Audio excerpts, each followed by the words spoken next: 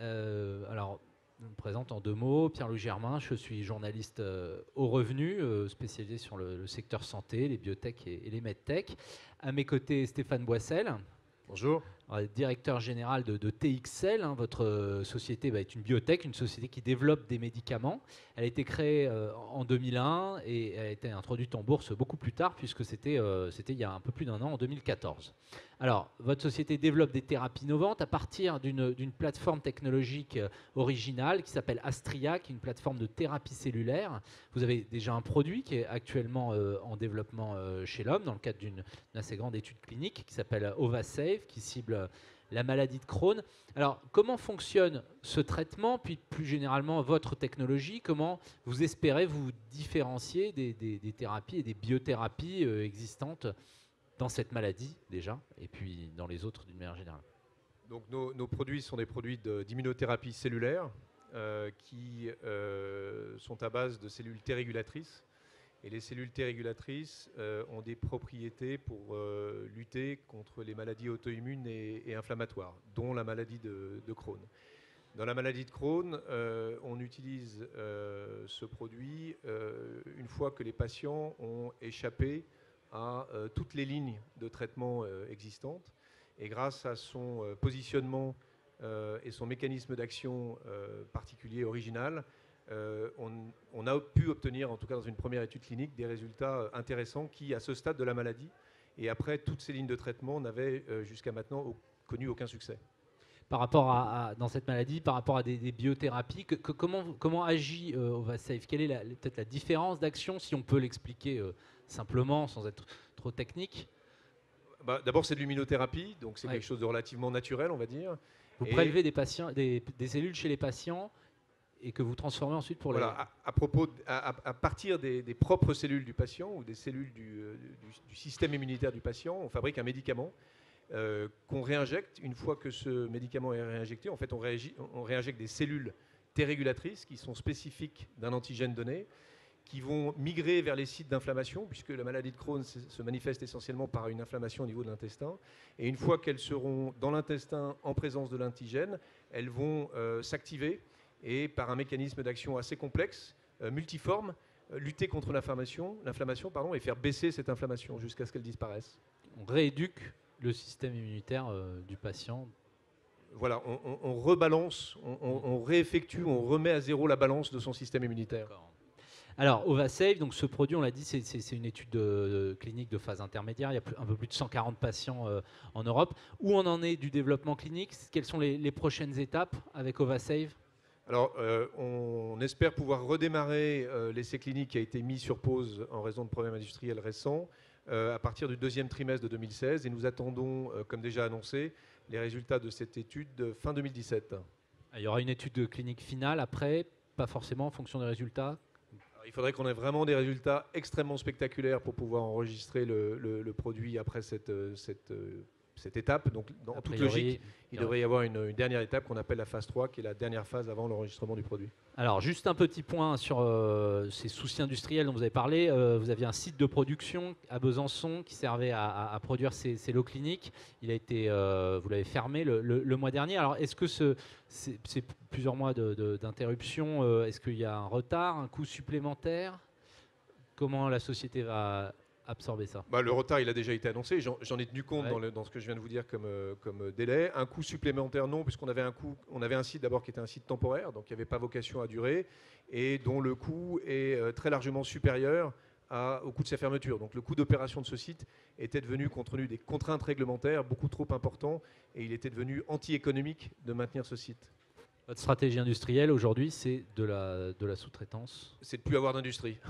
Notre stratégie industrielle aujourd'hui, c'est de conserver tout ce qui est maîtrise du procédé de production industrielle, parce que c'est là où est la valeur ajoutée, et l'acte de production lui-même, où on voit assez peu de valeur ajoutée. En revanche, on voit beaucoup d'ennuis. On a décidé de le sous-traiter chez des tiers.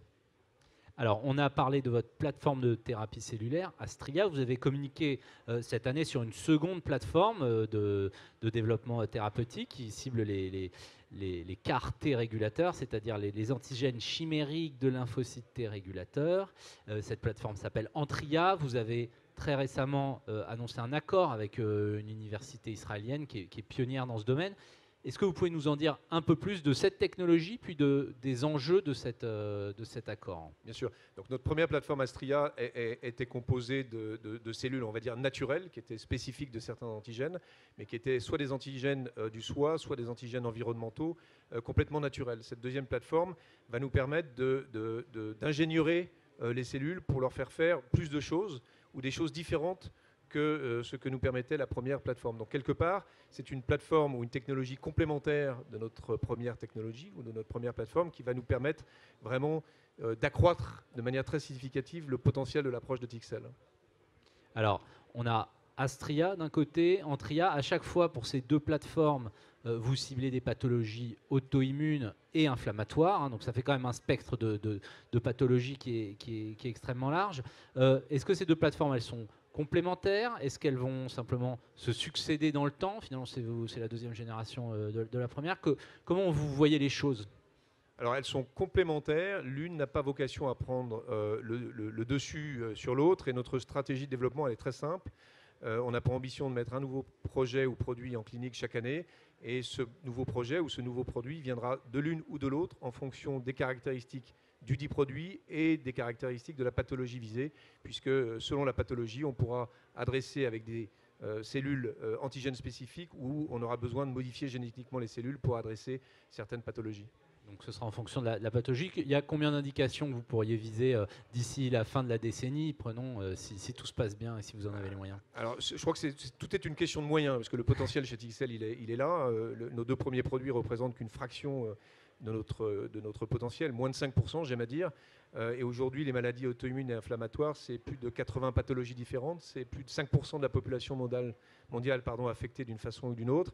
Ça va d'un spectre très large, la maladie de Crohn, l'uvéite non infectieuse, mais aussi le diabète de type 1, la sclérose en plaques, l'arthrite rhumatoïde. Donc vous voyez un panel très très très très large qui est aujourd'hui le premier marché pharmaceutique mondial. Et je dirais qu'aujourd'hui, notre seule limite, la seule limite à notre développement, c'est les ressources, c'est à la fois les ressources humaines et bien entendu ce sont les ressources financières. Alors aujourd'hui, votre stratégie de développement, c'est quoi? C'est de lever des fonds, vous débrouiller tout seul, chercher des partenaires industriels? Est-ce que vous allez avoir besoin de partenaires industriels pour les deux projets qui sont déjà en clinique? Alors on a une stratégie, là également, encore une fois, assez simple. On veut un jour que cette société ait des produits sur le marché, mais on est des gens relativement humbles. Donc on va aller sur le marché avec des pathologies qu'on peut adresser tout seul. Donc les pathologies dites orphelines, les maladies rares. Par exemple, l'uvéite non infectieuse, qui fait l'objet de notre deuxième développement, est une pathologie rare. Et là, notre ambition, c'est d'aller le plus loin possible tout seul.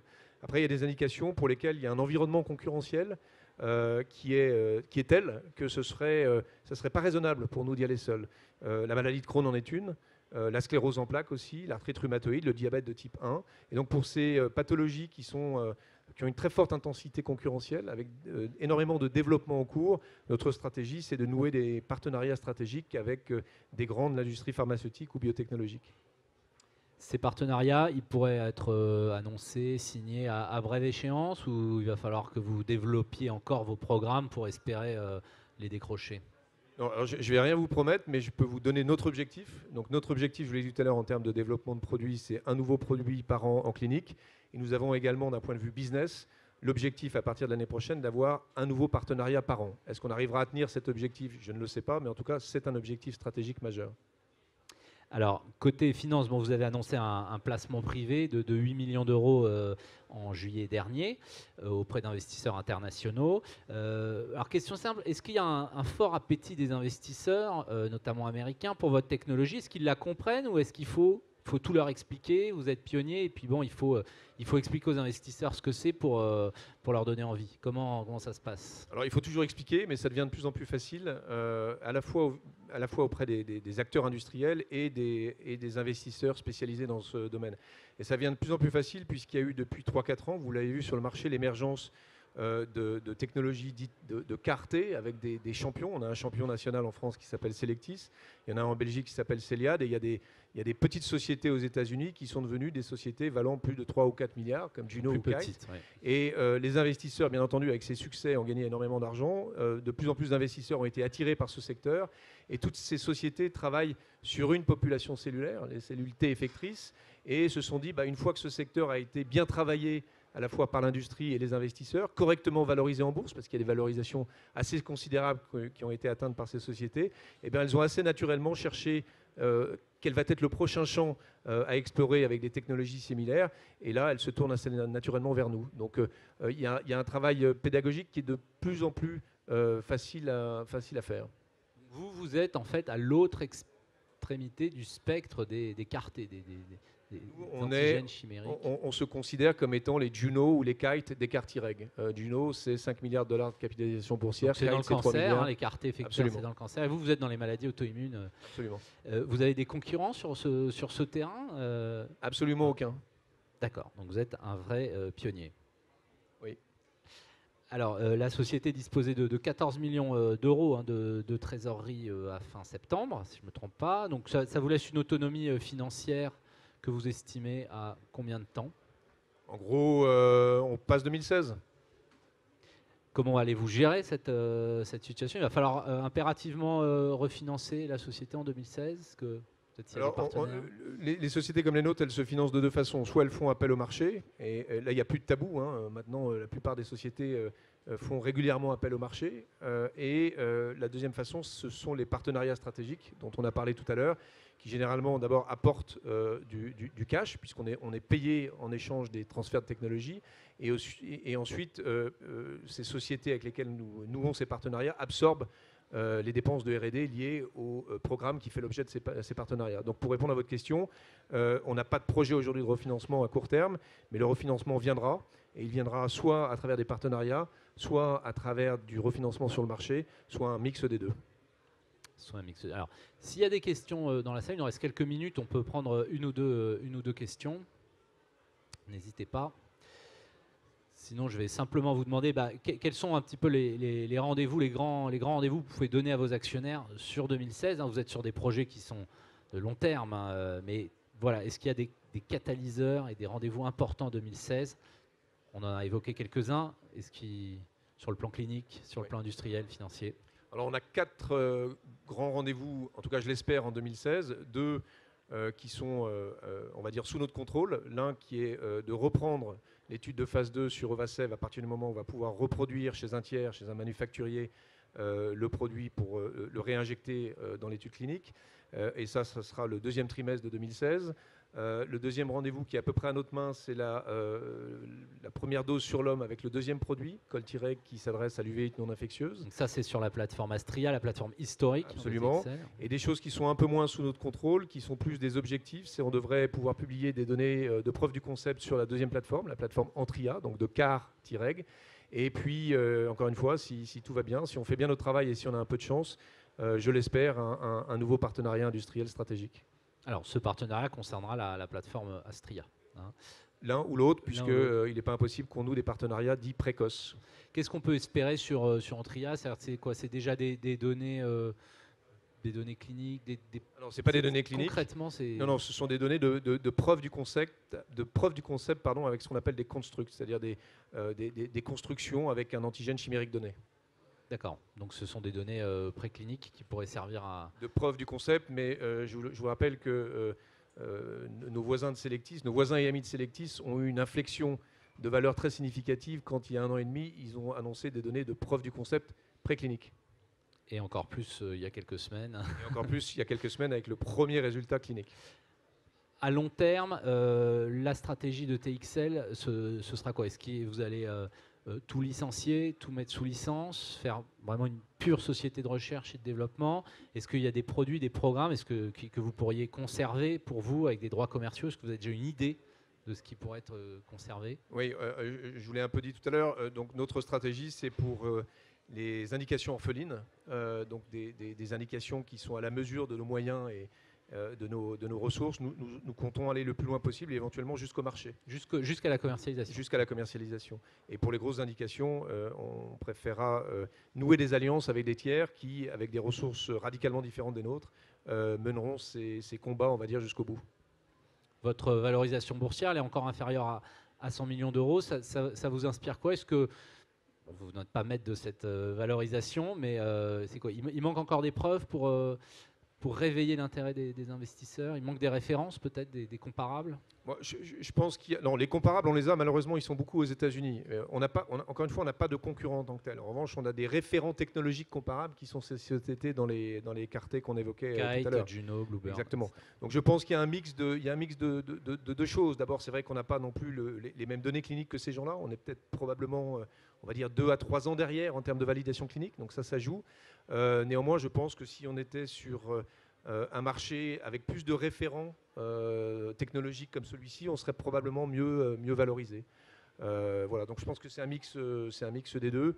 Bon, après, on a la valorisation que l'on a. À nous de faire en sorte que les investisseurs reconnaissent le potentiel et la valeur de la société. Et je pense que c'est en train de changer. Très bien. Bah, écoutez, si peut-être une seconde pour des questions. Voilà, alors une question sur les brevets et la propriété intellectuelle. Ça, c'est une question extrêmement importante dans notre domaine et extrêmement intéressante. Dans notre première plateforme Astria, elle est protégée par plus de 115 brevets émis. Et notre deuxième plateforme, on vient de poser la première pierre de protection de propriété intellectuelle en licenciant les brevets d'un professeur qui s'appelle Zeli Geshar auprès du Weizmann Institute en Israël. Zeli Geshar, c'est l'inventeur de l'approche d'écart. Il a le potentiel d'être un prix Nobel un jour. Et aujourd'hui, c'est ce qui va nous servir d'ombrelle pour toute la propriété intellectuelle de cette deuxième plateforme. Donc je dirais que par rapport à un certain nombre de nos amis de cet environnement technologique de l'immunothérapie cellulaire, nous avons une position de propriété intellectuelle qui est extrêmement forte. Voilà, merci à tous d'être venus pour cette Agora, qui est la dernière de la journée. Merci beaucoup. Merci Stéphane Boissel. Et puis, voilà, Monsieur Boissel reste à votre disposition si vous avez des questions.